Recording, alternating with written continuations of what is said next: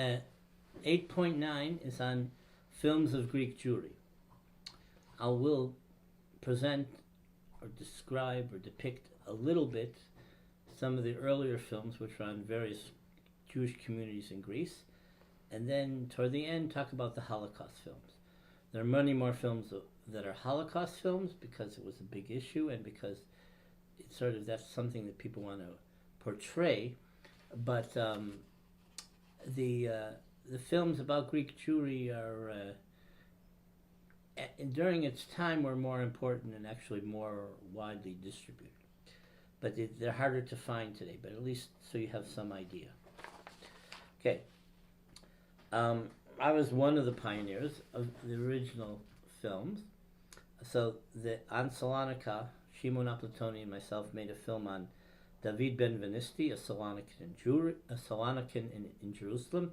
He came in the second Aliyah in 1912, 1913 with four other distinguished Salonican Jews, and they had a communa in the middle of West Jerusalem.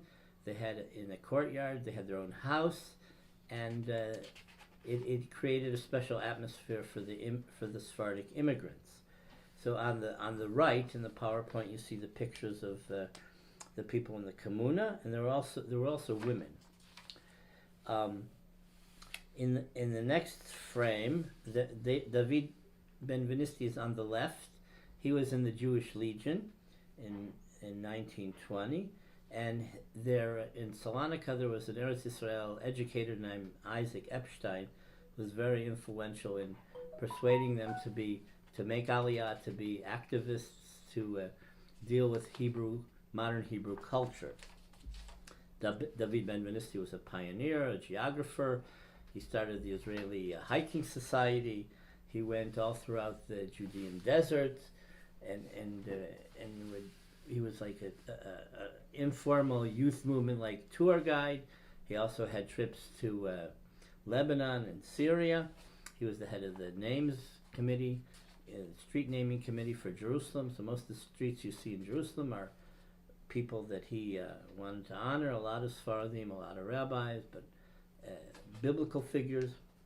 Okay, there was another film made on Salonika by a French Salonican Jew of Salonican extraction. The film's called Salonika City of Silence by Maurice Amaraji, and here you have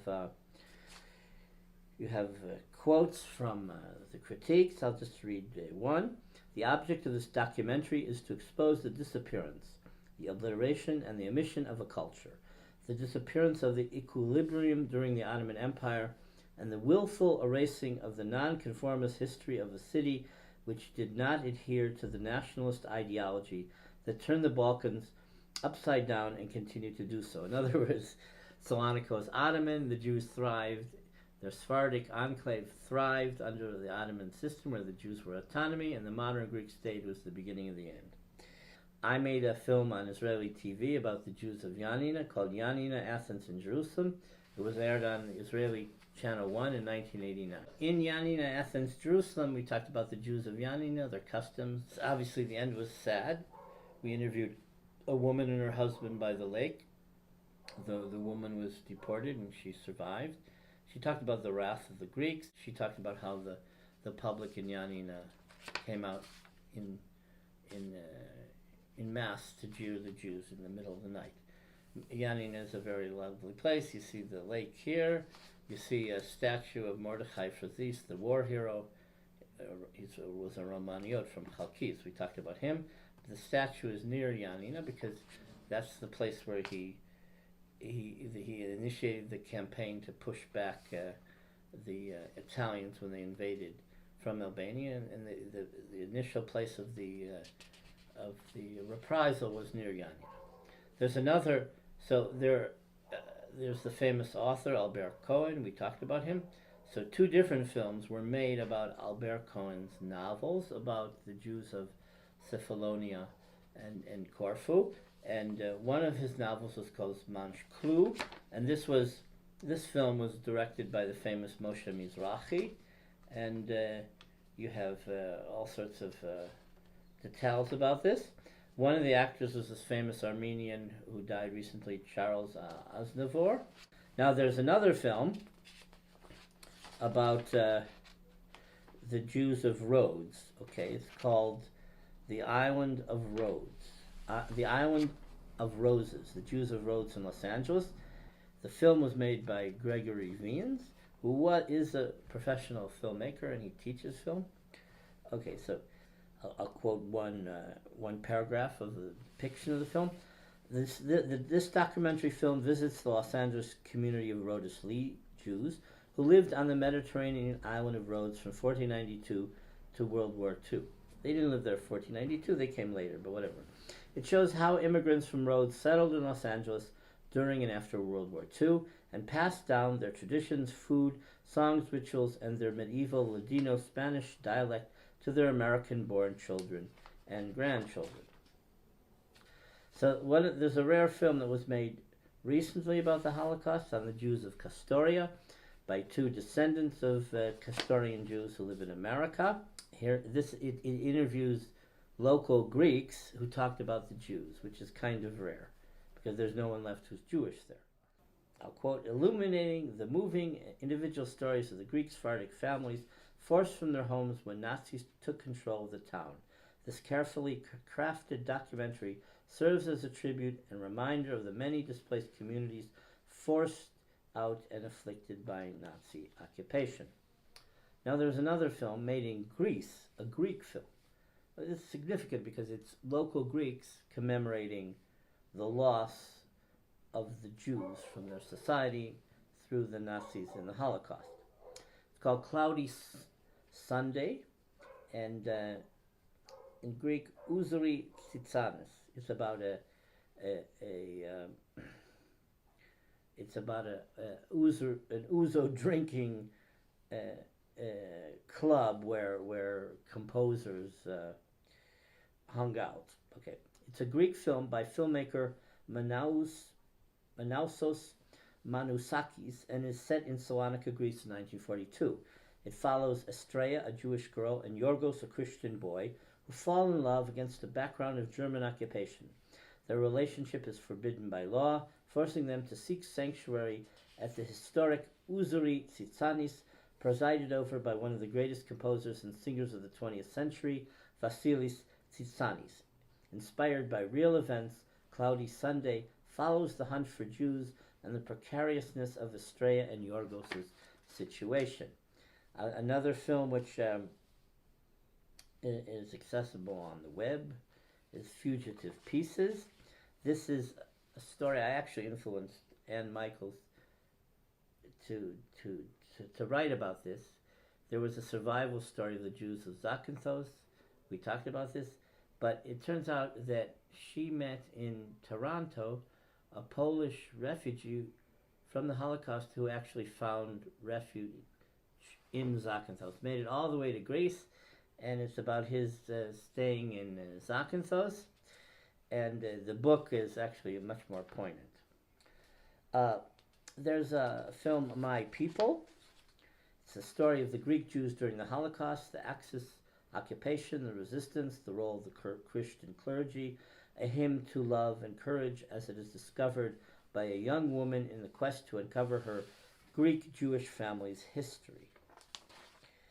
Another film is the Unsung Heroes of the Salonika, which is recent. It was on Israeli TV. Basically, it's only in Hebrew. It's more for an Israeli audience. It talks about 6 different Jews of Salonika who survived the war, who were living in the late in the 2010s. Okay, and each one has a different story. There's the famous Jaco Maestro, who was the work coordinator. I also was in the middle of a film about him. But so Maestro also worked with a righteous Gentile called Jerzy Poznansky, who headed the prisoners' labor office. And Poznansky, it's interesting, but his granddaughter had converted to Judaism, lives in Israel.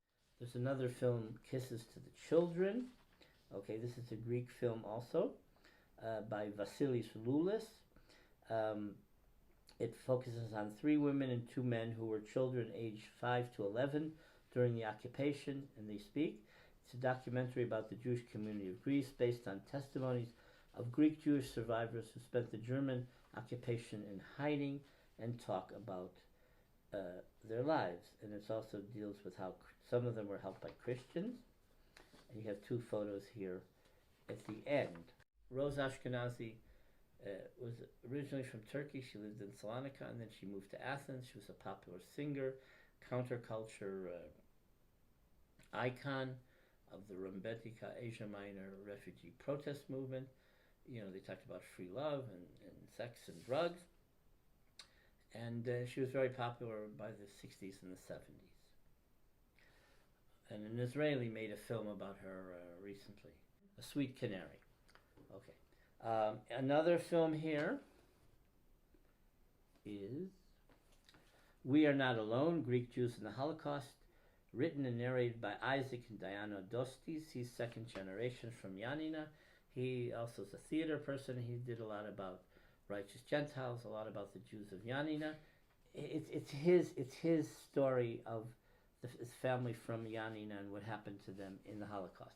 His other film is called Farewell My Island, about the Jews of Corfu, about the deportation of the Jews of Corfu, their disappearance, and then he interviewed people who survived who came back. So it's a film, it's actually only 22 minutes, and it deals with the roundup of the Jews. So because Dostis comes from a Romaniot background and is interested in the Yaniot experience, he's also interested in the Corfu experience because it's also partially a Romaniot community, and he feels that it's underexposed. So Dostis was a very talented guy. He went back. He used to live in America. In his later years, he lives in Yanina to feel closer to his roots. And these 2 films are a very good example of what someone did in making a documentary that was simple but not easy to get the funding for, and to explain what these particularistic cultures were and what the experience was, especially in the Holocaust.